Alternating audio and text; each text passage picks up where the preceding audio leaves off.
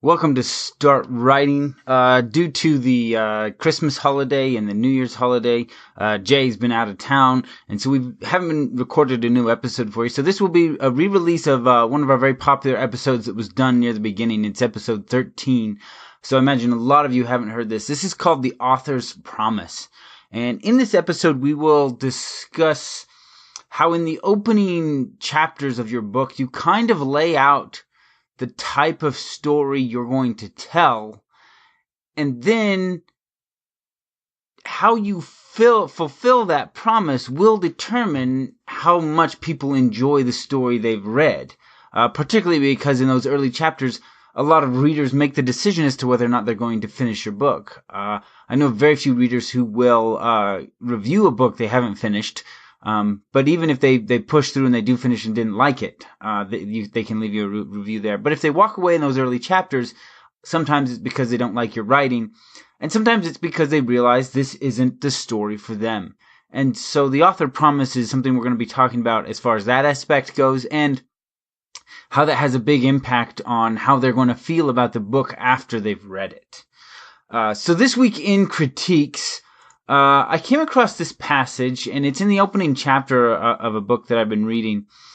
And as I was reading it, there was this line that really stuck out to me. Now, I'll read you the whole paragraph here in just a moment. So here's the opening of the paragraph.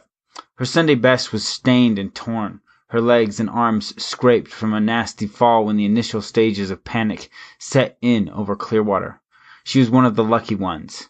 She cradled her trusty teddy bear between her legs and her chest, keeping her constant companion close, making herself small. Humans were unpredictable in their fear. It was a wise decision to avoid the notice of the strangers with familiar faces. Now, there's a lot of different things we can talk about here about language choice, POV character, and different things like that. But the one thing I wanted to look at here is if we look at this one sentence, she was one of the lucky ones. And this is a sentence that is not in the character's POV. We have stepped out.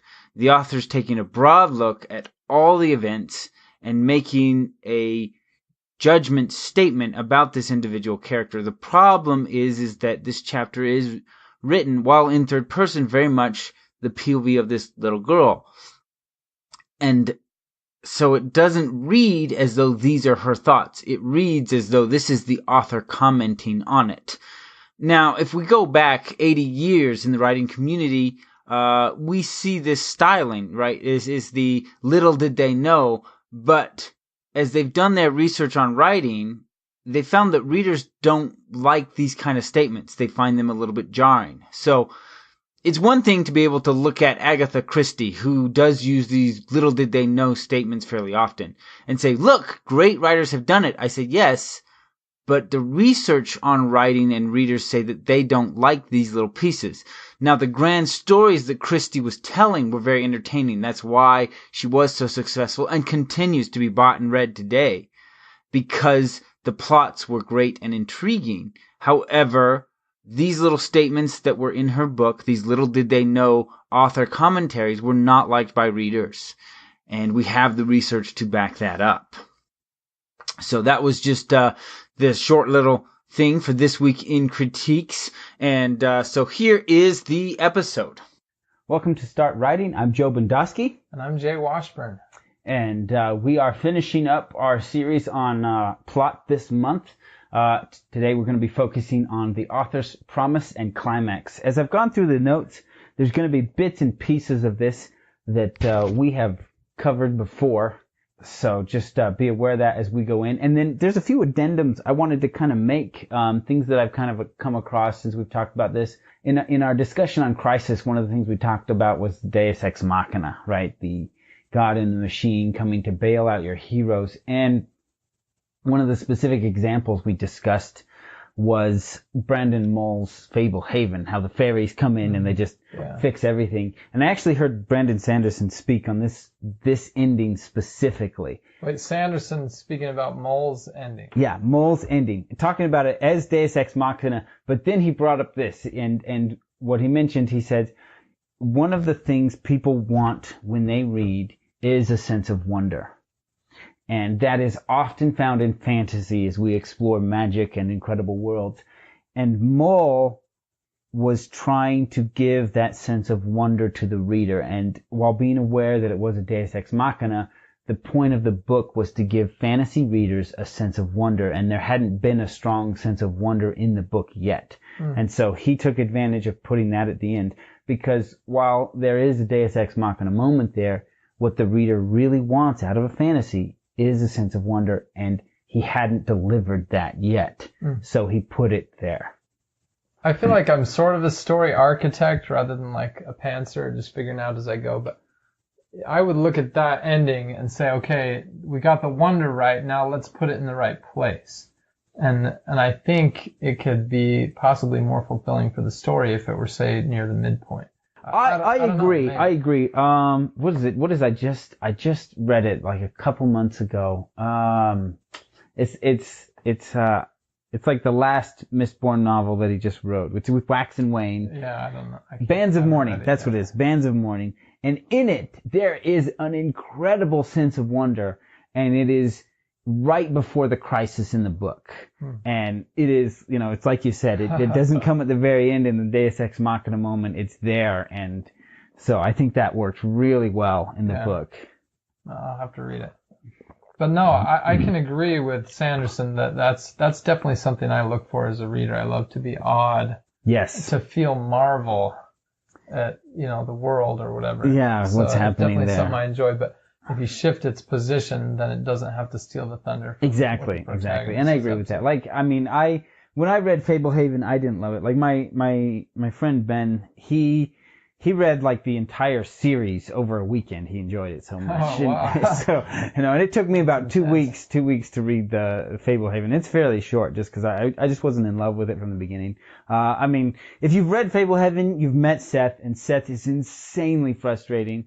And Mull wants him to be that way. I've heard Mull talk about Seth, and he says, if I talk to anyone about Seth, they get so frustrated. It says, unless I talk to a 10-year-old boy, and then they agree with everything he does. That's awesome. And we also talked about the end being a failure, the hero failing, but the ending is good. And an example I thought of after we'd finished recording was Rocky. In the first Rocky movie, he doesn't beat Apollo. He loses that fight. But there is a moment in the story where Rocky tells Adrian. Yeah. He tells Adrian. How could we forget that? How could you forget that? He tells Adrian that he wants to go to distance. The most Rocky hopes for in this fight against Apollo is just not to lose by knockout. So even though he doesn't win the fight, it is still a victory in its own way, because that is the most Rocky thought that he could hope for going in, was to just be able to survive all the rounds against Apollo. So it's not the big victory, but the ending is still good. So anyway, now we're on to the author's promise. This actually, I know, I've been watching a ton of lectures by Brandon Sanderson recently, so there's a lot coming from him just because he's kind of been my focus of study recently. But he tells a story of himself and an author you have never heard of. Now, if you never heard of Brandon Sanderson, he's a multiple time best-selling author for the New York Times bestseller list. The Mistborn trilogy is listed in one of the top 100 fantasies ever written. He is a big-time fantasy author. He tells a story of when he was just starting his career. He had just written his first published book, Elantris.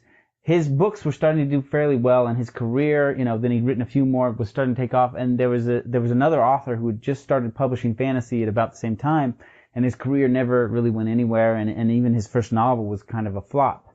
So Brandon picked it up and he read it because he was curious to try and understand why had he done so well, and why had this other guy not. And the prose were good, the writing was well done, but the interesting thing is that in Brandon's books, you are entering a new world, and you know that from the beginning. It's not a traditional fantasy. There's not elves and dwarves, in each of his world, things are very different and unique.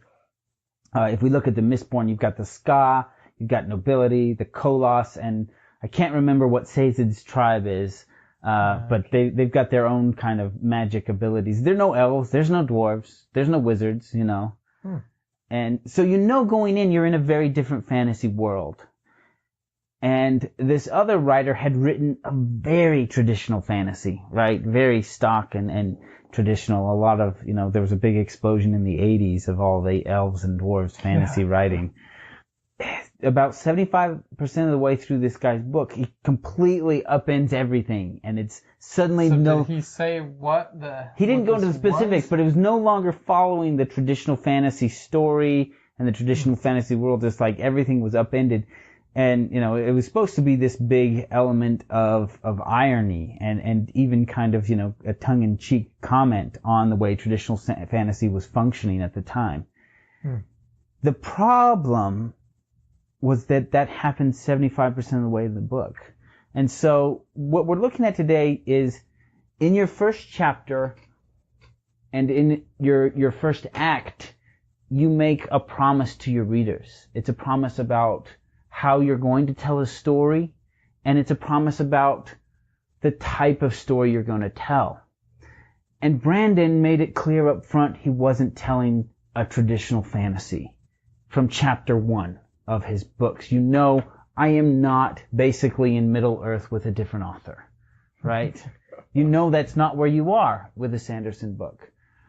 Whereas, with Terry, not with Terry Goodkind, with Terry Brooks, I think, his world is a little different than Middle-earth, but it's still very traditional fantasy. Yeah, totally. You've got elves, you've got dwarves and trolls and gnomes. He has a different skew. There's these ancient weapons that are machine guns and stuff that occasionally people have from the old world. But it's very rare. For the most part, it's very traditional fantasy. Swords and magic and stuff like that. And that going in, and he stays with that through his story, because in the first chapter, in the first act, you're reading a traditional fantasy. And if you've committed that far, it's because you want to read a traditional fantasy. And if you pick up a Sanderson, you're not reading a traditional fantasy. You get this awe of seeing a new magic system at play, and you get to see this new world. And then they fulfill that promise. I'm going to, Sanderson shows you how this new world works, and it's fascinating.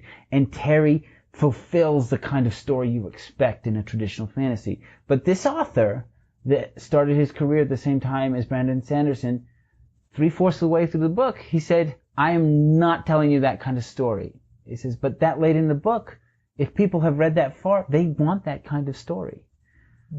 One of the great examples of this is Dan Wells wrote a book called I'm Not a Serial Killer. He is a fantastic writer. This is the first book of his I ever read.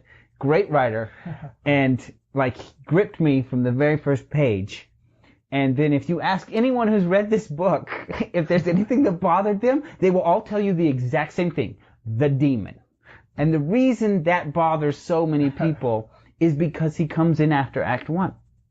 I guess it's too late for this, but the movie, they're making a movie to come out, so we should insert a spoiler alert if we can. Oh yeah, we should have. But actually, it's funny. You watch the trailer, or at least one of the early trailers, and it also does not hint at anything supernatural.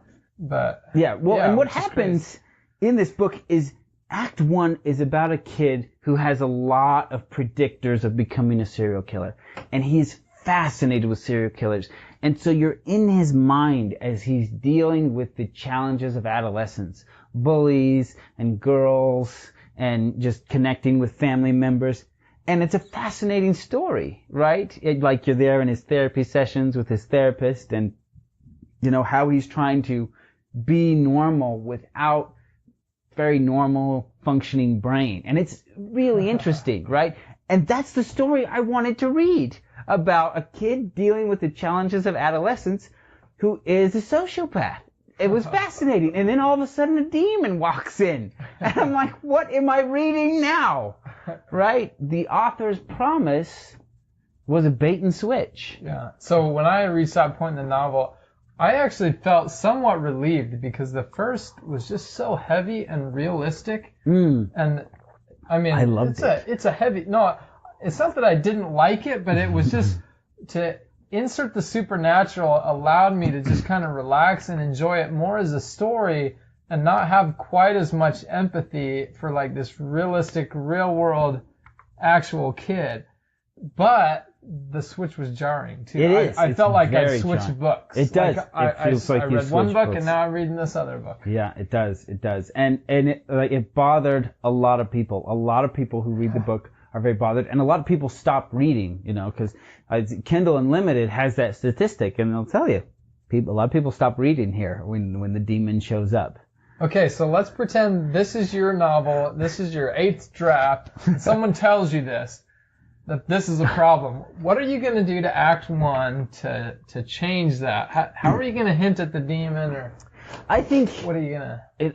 I think you need to be hinting at the supernatural in the first act, right? So maybe the hero has glimpses of it, or suspects it, or he's reading an old book. Like how would you actually go about? How would I actually go about it? Because I actually heard Sanderson talking about his critique groups with Dan Wells, and everyone mentioned this to him, and so he tried to go back and insert a few things. So maybe they're like really subtle. But I think they're too subtle because a lot of people are still having problems with the book at this point. I mean, the book does sell well.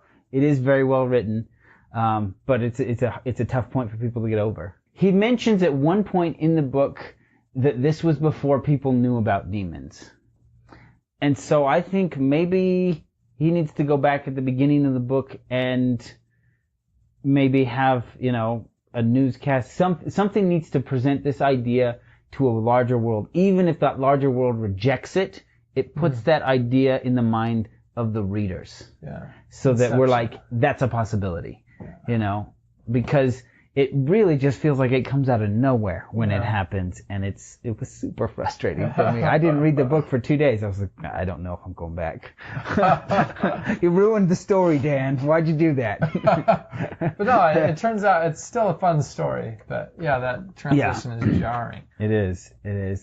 And I mean, even as I continued to read the book, the parts that fascinated me were the parts I appreciated in Act 1, because he still has to negotiate his family relationships. And there's a girl he likes, and those are still the parts I enjoyed later in the book. The demon, it was like, okay, but the promise in that first chapter is what I wanted fulfilled, and then in Act 2, that wasn't the story he was telling anymore. Yeah.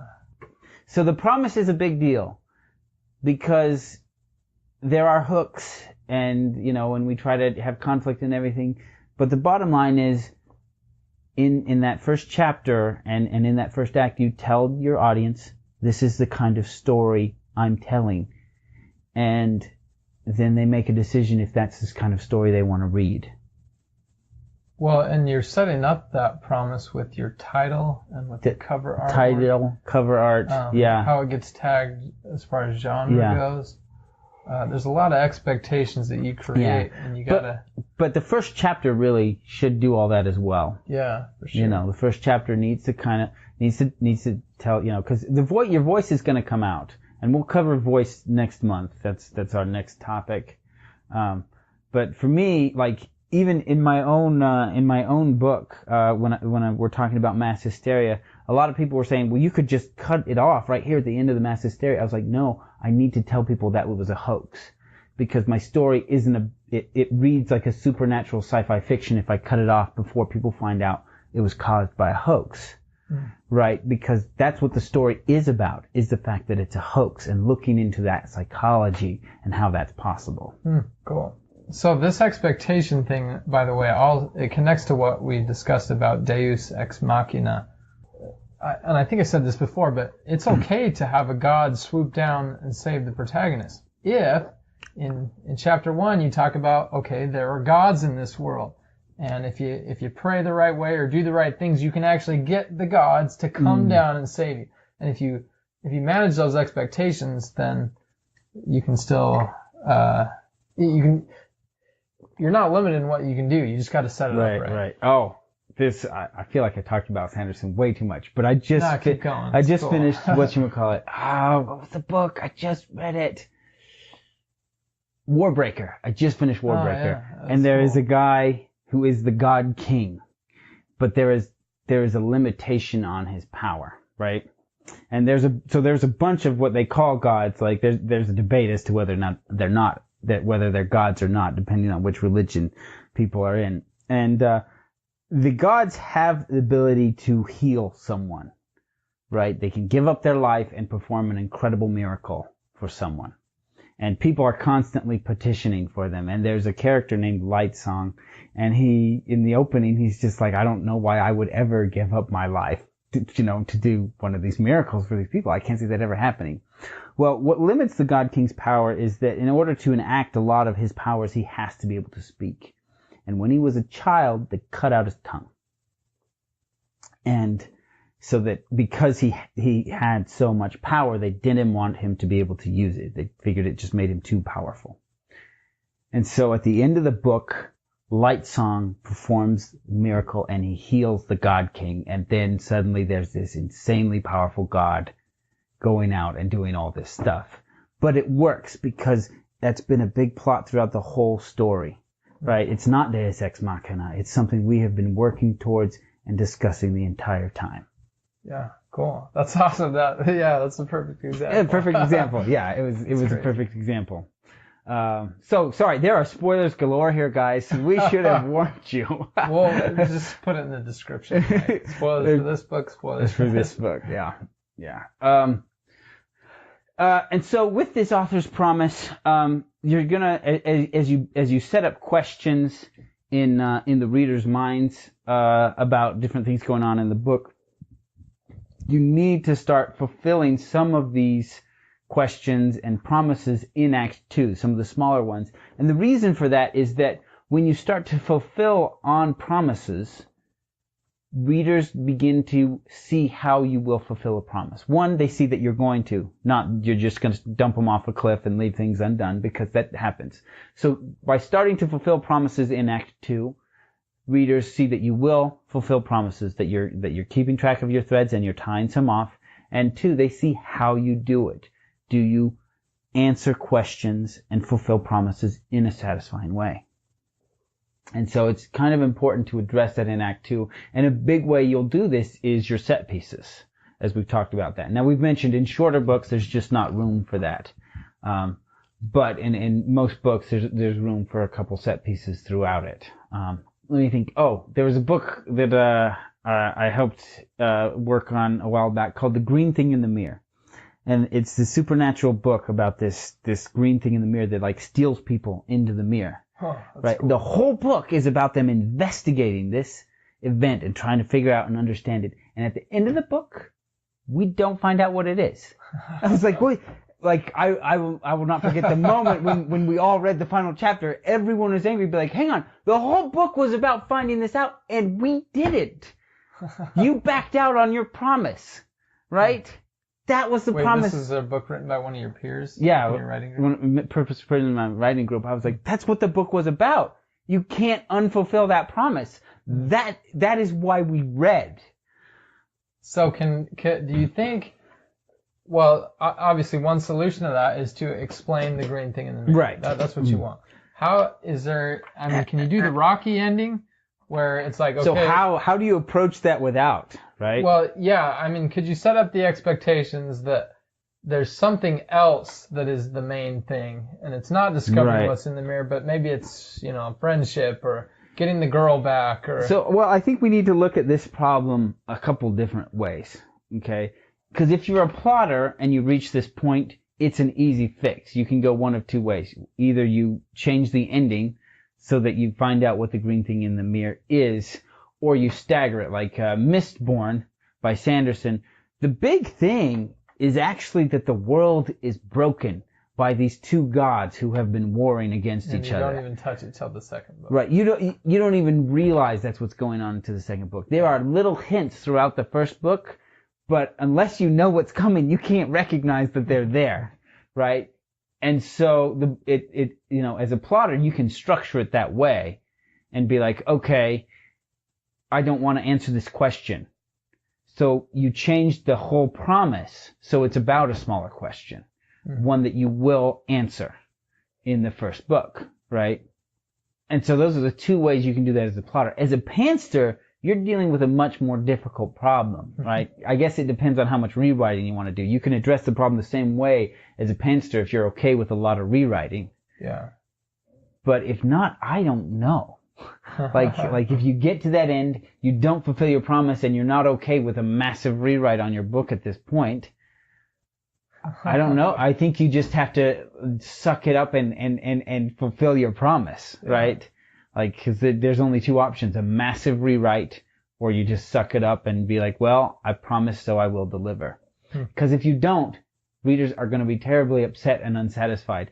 And no matter how good your book was, this is the feeling they walk away with.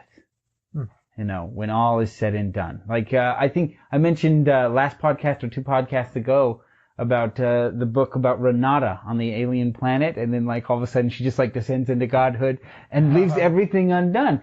I was upset after reading that book. To the point I won't recommend it. If someone had asked me 60% through, be like, is it a good book? I'd be like, oh yeah, check it out. It's great. You should read it. But after finishing it, I don't recommend the book because my final feeling was dissatisfaction with how the story ended. The author's promise is so important in how people will walk away feeling about your story when all is said and done. Man, and the ending is super important. I remember reading this interesting study that so there are 2 groups where the first group had 2 minutes of like a level 6 pain, like some sort of electric shock for 2 minutes. Or yeah, let's say it was 2 minutes. And then the second group had that same level of electric shock for 2 minutes, followed by an extra 20 seconds of decreased shock. So they had the exact same amount of shock as the first group, plus a decrease at the ending. And that second group reported that the overall experience was much less. Yeah, much less painful. Because there's a bias toward the ending. Yep. And the same thing happens in your fiction, that so much rides on your ending. The feeling that you give them in those last few chapters is what they're mainly going to walk away with. Right. Even if the rest, 90% of your book is good and the last 10% you botch it, you ruined it. You ruined it. Exactly. So, all right. So we'll talk about Climax itself specifically. I think we've kind of covered the author's promise fairly thoroughly at this point. And so one of the things we've talked about a lot is Game of Thrones, the set pieces.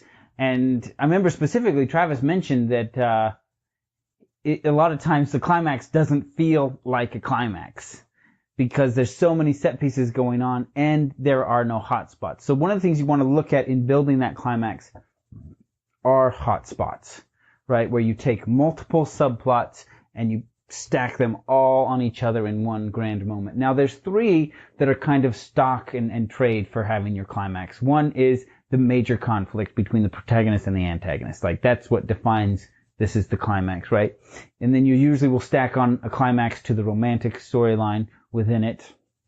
And then you usually will have the hero's inner conflict. Usually those 3 are standard stacked on top of each other, all 3, as a hot spot. You actually don't see that very often in Martin's books, right? So that's one of the reasons they don't look that way. But you can also stack in some other subplots. One of the great ones is Lord of the Rings. This is from the movies. In Return of the King, Frodo collapses as they're climbing Mount Doom, right? And Sam has this great line where he says, I can't carry it for you, but I can carry you. And he picks Frodo up and he starts climbing the mountain with Frodo on his back. And this is the climax of Sam's storyline that's taking place in the midst of the actual climax of the story, because Sam has just followed Frodo everywhere, and that's just what Sam does. But Sam in this moment is no longer following Frodo. He's carrying him. And so he becomes one of the heroes in his own right in this moment. He's not just along for the ride anymore.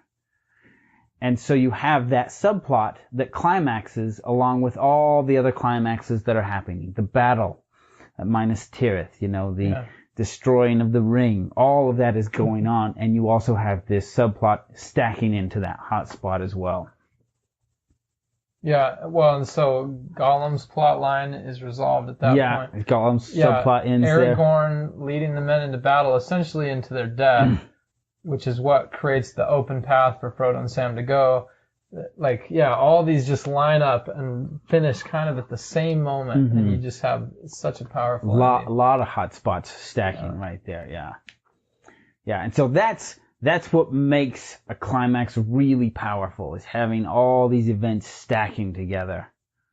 So, but again, you do want to have some set pieces in those longer stories, because you know, it's kind of a way to pull that reader along. But a lot of Hotspots is a good way to go for that strong climax. And there's a few other moments. The moment of truth is that internal conflict that we talked about the hero. Now, this event tends to kind of happen all over the board. Sometimes it happens right before the crisis. Sometimes it happens right after the crisis.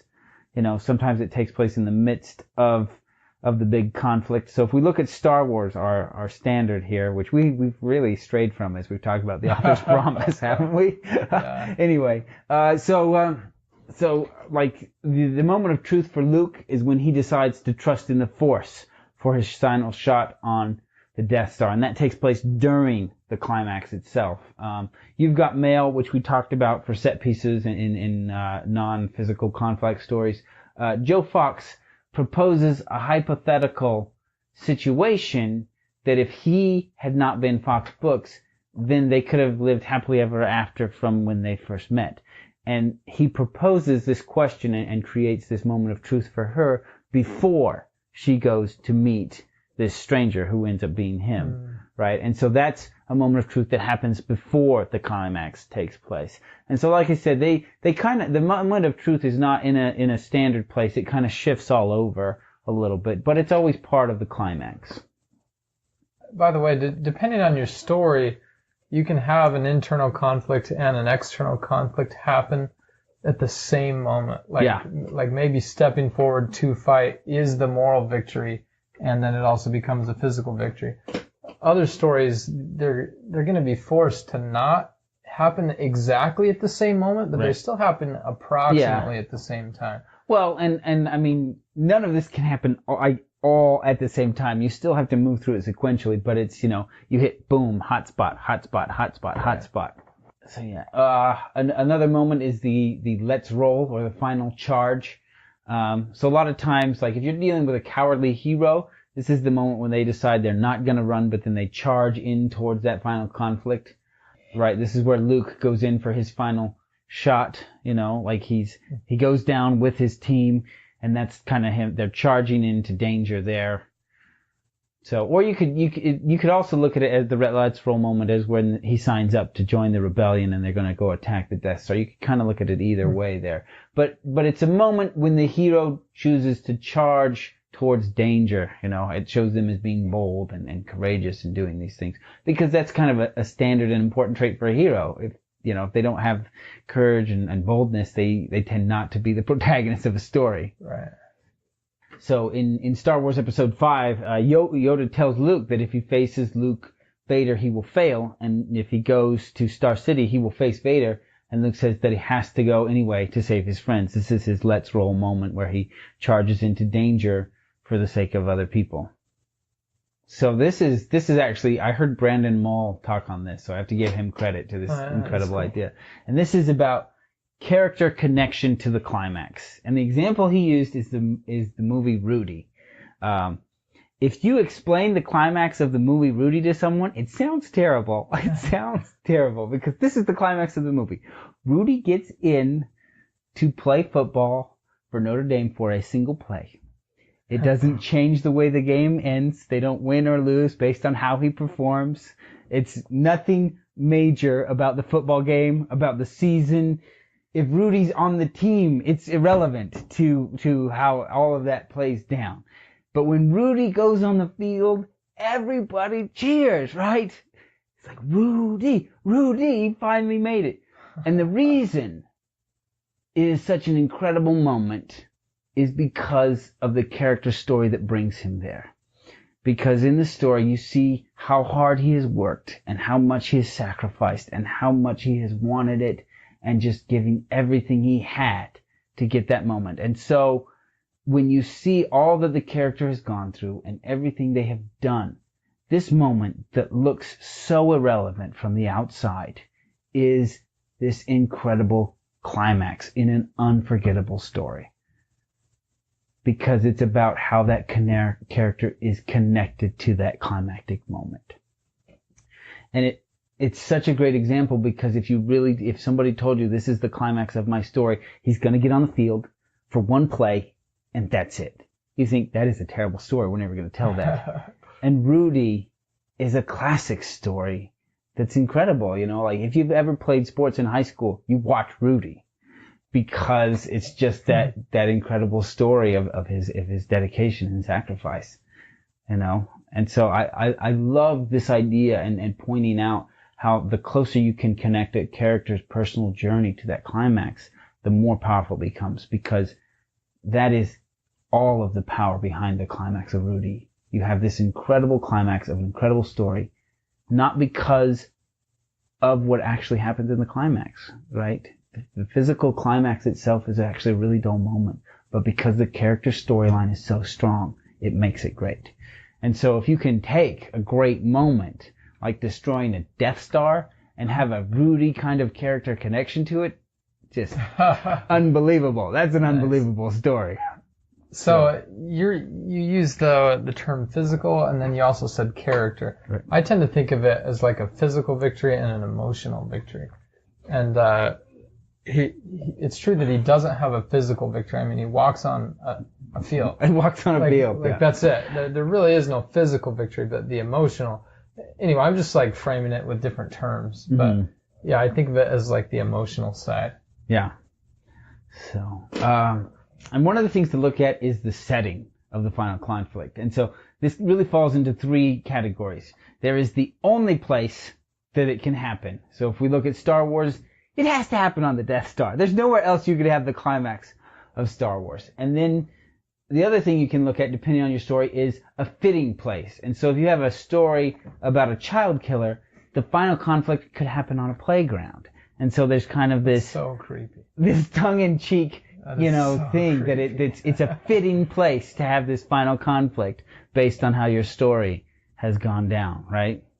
And then the last is picking the most interesting place that you can have a final conflict. So if we look at Indiana Jones and the Last Crusade, it takes place in the Canyon of the Crescent Moon, which is actually part of the city of Petra, which is this city built into a canyon wall. It's just fascinating and incredible to see, right? And I mean, the real conflict of Indiana Jones and Last Crusade is Indiana Jones versus the Nazis. You could have done that final conflict just about anywhere, but they wanted to pick one of the most interesting places they could put it, and they picked a really good one. Yeah, it's so like good. when you see that temple built into the canyon wall, it's just fascinating.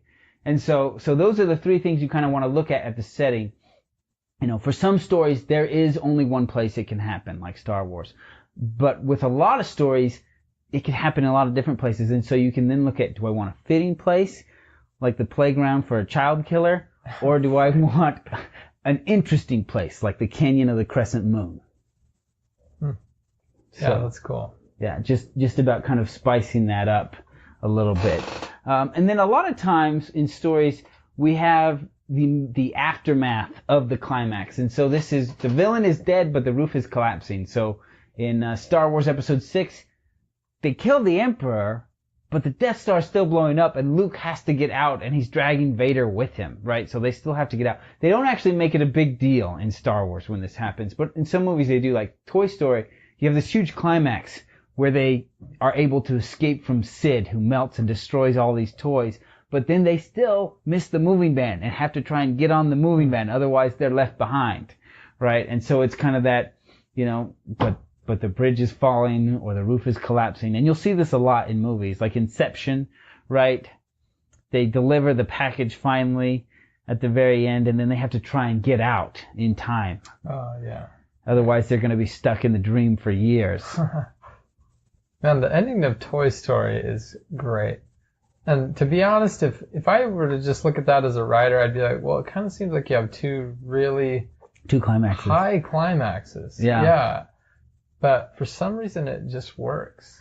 So, well, and I think a lot of times what this essentially breaks down to is the fight and a chase, right? Because, and you, like I said, you see it a lot, that you have the fight against Sid, and that is a direct physical conflict between a protagonist and an antagonist. And then the chase is just about survival. Yeah. In my book, Song of Locke, there's like 5 chapters in a row that are all somewhat climactic. And there's like the psychological villain, and then the resolution with the girl, and then the physical villain, and then, there's kind of survival. Anyway, there are these really short chapters where it's just like... good. Boom, I'm glad boom, they're boom, short boom. chapters if there's that many of them. Yeah. Well, yeah, it's kind of the hotspots, essentially. Yeah, stacking the hotspots, yeah. So, but you don't want to put all the hotspots at the end.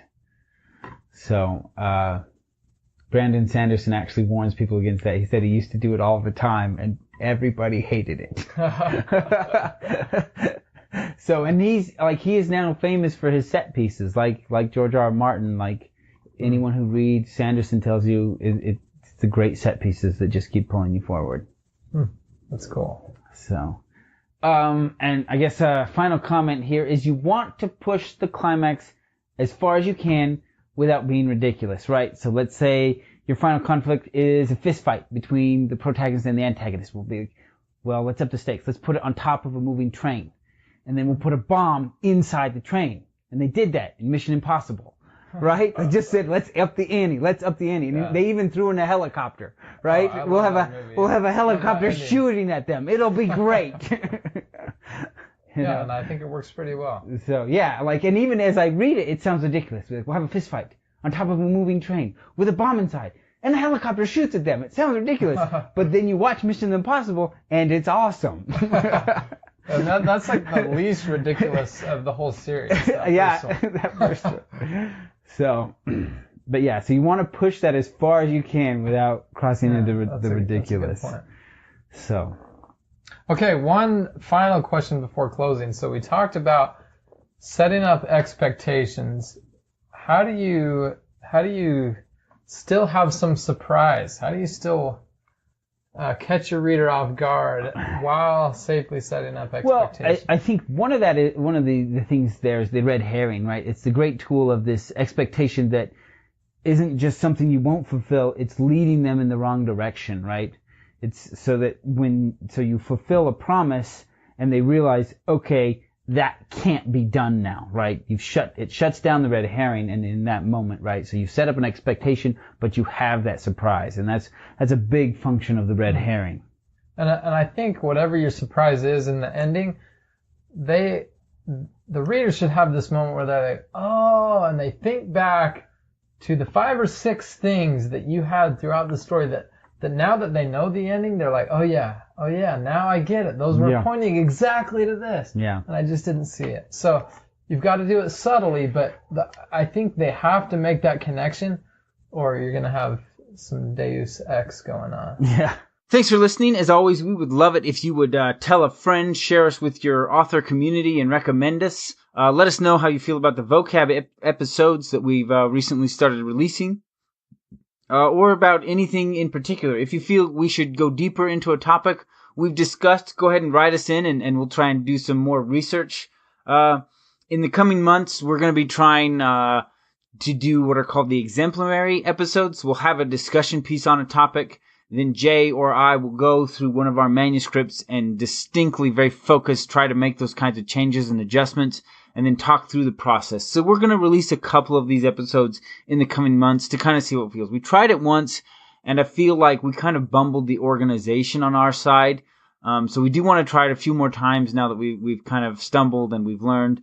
And so we want to see what you think, if these are going to help you better understand these ideas and apply them to your own writing and improve your own craft. And as always, we would love it if you would leave us a review on iTunes. Those do help us a ton. As always, thanks for listening.